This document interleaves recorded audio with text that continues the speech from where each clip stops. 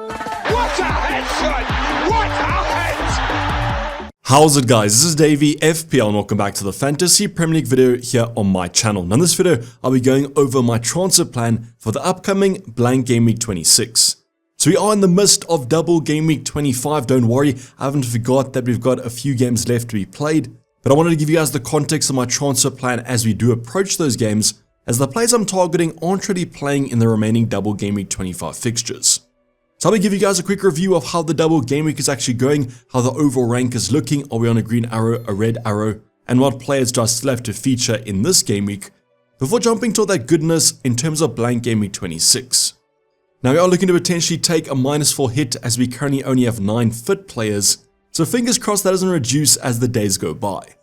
So to see the review of double game week 25 and my upcoming transfer plan for blank game week 26, sit back, relax, and let's get straight into it. So going over a quick review of how double game week 25 is progressing, we still have a few games to be played tonight, Tuesday and Wednesday, rounding up double game week 25, and hopefully those games go better as I'm currently on a red arrow. Now the red arrow is almost a grey arrow, I've dropped about 1,000 places in total, but the worrying sign is that yes, I actually did activate the triple captain chip, so hopefully we don't unlock the achievement of getting a red arrow on a chip activation. Now if you guys are wondering why there's a star by the 60 points, that's because I took a -4 hit, so the current overall points are actually 56. Now for the upcoming blank game week 26, 1 free transfer and 0.7 left in the bank, and that's why I managed to have to take a -4 hit.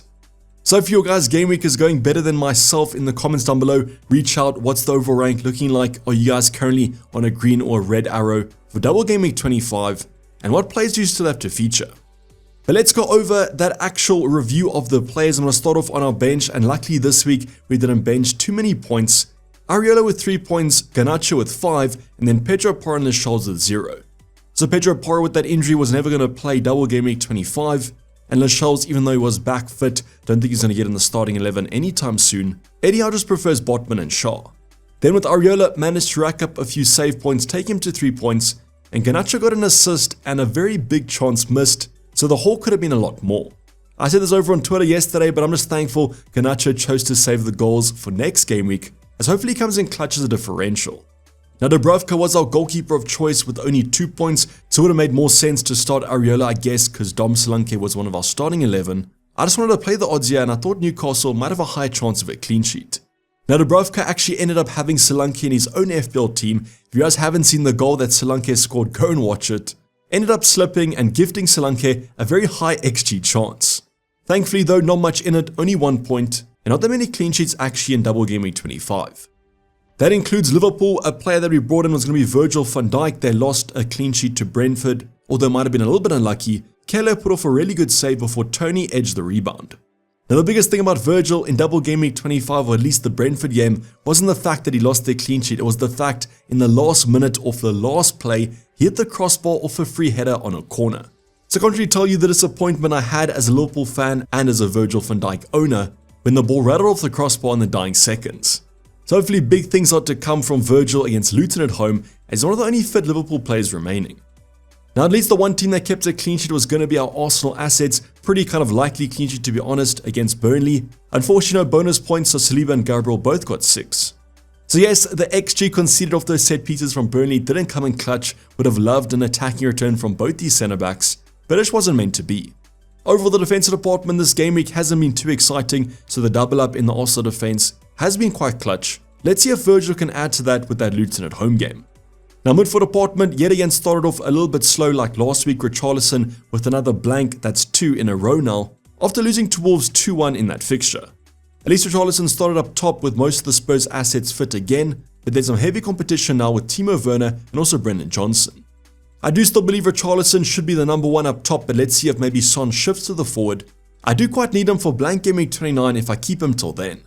Now Saka with another massive performance, 15 points, I think it was 2 goals and some bonus points as well, in that massive win against Burnley. So Saka's really showed you guys if you managed to take him out. I know a few game weeks ago there was some discussions about his form, but he's really proved a great FPL asset over the prior game weeks. I've seen quite a few managers over on Twitter that said that they did sell Saka. I think that's a little bit unlucky as his form hasn't been that great over the medium term. Now the Double Gaming players started to fill into our midfield department. The first player is the player I brought in for Double Gaming 25, and that's Kevin De Bruyne, who blanked against Chelsea.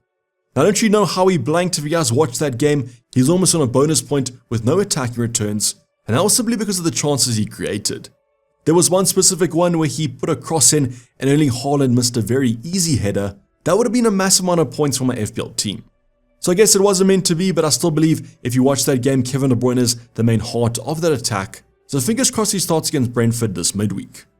Another player that I hope starts as well is going to be Phil Foden. I do believe the chance of him starting is probably more likely than KDB, just a lot fitter at the moment. But no attacking returns against Chelsea as well. I thought that Man City were overall quite flat, but I do want to give some credit to a very resilient Chelsea defense. Just quite disappointing that both these assets ended up blanking. Quite a lot of budget has been invested. Let's hope for a goal fest when they host Brentford. Now for department, Dom Solanke got a massive 12 points, but it could have been more. He actually had accumulated about a 1.2 XG before his attacking returns, as he missed 2 big chances in the first half. So it could have been more, as I said, but at least he kind of matched Ollie Watkins after his brace. And if you guys remember, I had to bring in Darwin Núñez for one of them, and Dom Solanke edged it by 1 point in terms of net gain. So overall, very strong performance from Solanke. Happy I've kept hold of him, and let's see what he can do in the upcoming blank.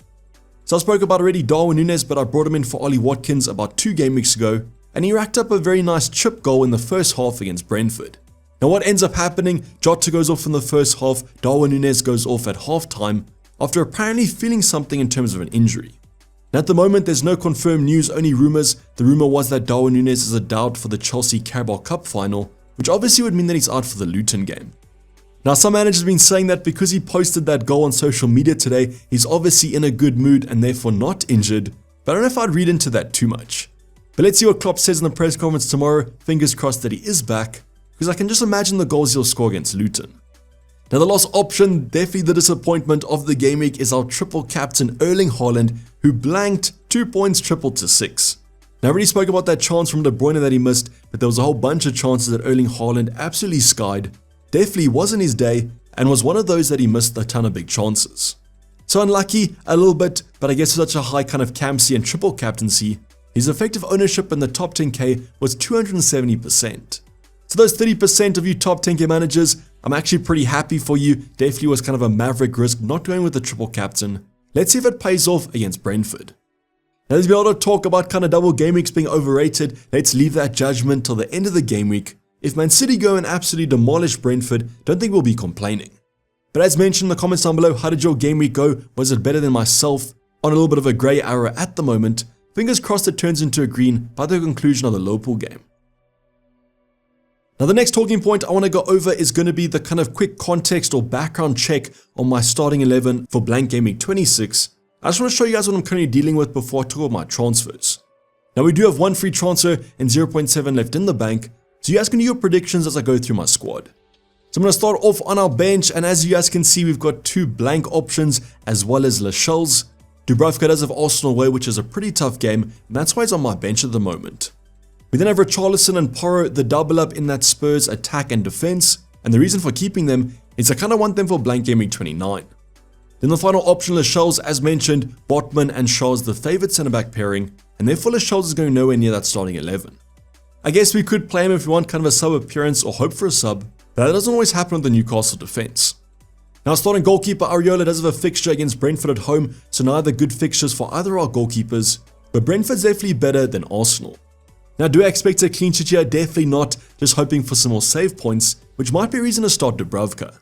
I've got Saliba and Gabriel as my kind of double up against that side, as I don't own any Newcastle attackers, definitely hoping for the clean sheet, which I don't think is that far outside with the way Arsenal's defense has been.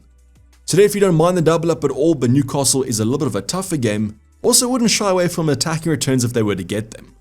But as you guys can see in the middle there, Virgil, Van Dijk, and with Porro and Lascelles not starting, I will have to make a defensive transfer if I want a full defense, and that's where I'm looking to make one of my transfers. At least our midfield department is complete at the moment. Got Garnacho against Fulham, hoping that he saved his goals for this fixture. Kind of an average fixture, not the best, not the worst. Now will Garnacho be benched after missing that big chance? I don't exactly know. I think that he's kind of a mainstay in the starting 11, and Ten Hag definitely likes him. We then have Saka, who can continue on this good form against Newcastle. As you guys will know, as a Dubravka owner, I know all about that bad Newcastle defense, and Arsenal on the up from an attacking point of view. Now there's been an outside captaincy punt there if you guys do want to go for Saka as a differential, but I might stick with one of the Man City assets. So the captain won't be Kevin De Bruyne or Phil Foden. I believe there might be some rotation concerns around this fixture, especially with KDB if he starts against Brentford. Now Man City do have a cup game after this, I think against Luton in the FA Cup. I do expect Kevin De Bruyne to be rested today, so fingers crossed he starts against Bournemouth. But off the bench even, he's been delivering.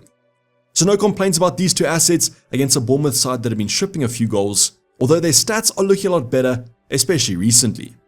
Now forward department, talking about kind of Bournemouth, got Man City for Dom Solanke. They feel the fixture I would have hoped for.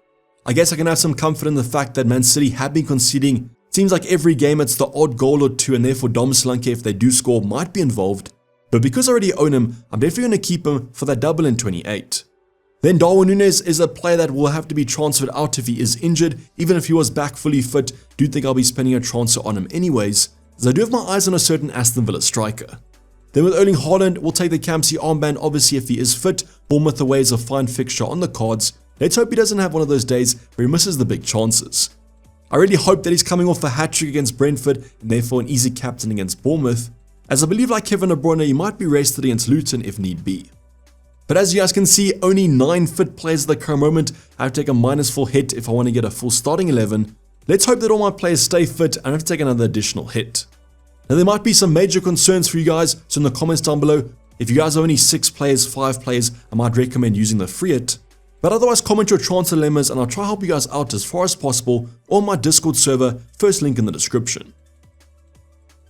But now let's go over my transfer plan for the upcoming Blank Game Week 26. As mentioned, looking to take a -4 hit to get a full starting 11. And just remember, if you take a hit for a player that doesn't feature, it's only a -2, so hits are half priced as blank. What I'm basically saying there is the player that you bring in should theoretically get 2 appearance points if they do play 60 minutes. So if you are bringing a nailed option, it's going to take 2 points off that -4. So hits this week are -2 and you guys can take that to the bank. Just don't blame me if it doesn't work out. Now there's one transfer that's pretty kind of nailed in. To be honest, it's going to be a forward transfer, and that's going to be for Ollie Watkins. And the reason for this transfer is not the fact that Ollie Watkins plays against Nottingham Forest in Game Week 26, but he does have a confirmed fixture in Game Week 29. So what this transfer allows you to do is stay a little bit flexible with that chip strategy. You guys might not need to use the free hit in Game Week 29, as you are adding another player that has a confirmed fixture. And also added is going to be the fact that Ollie Watkins has some good fixtures. Nottingham Forest this week, Luton and Spurs haven't been great, and Aston Villa have their attack to rely on after all these defensive injuries.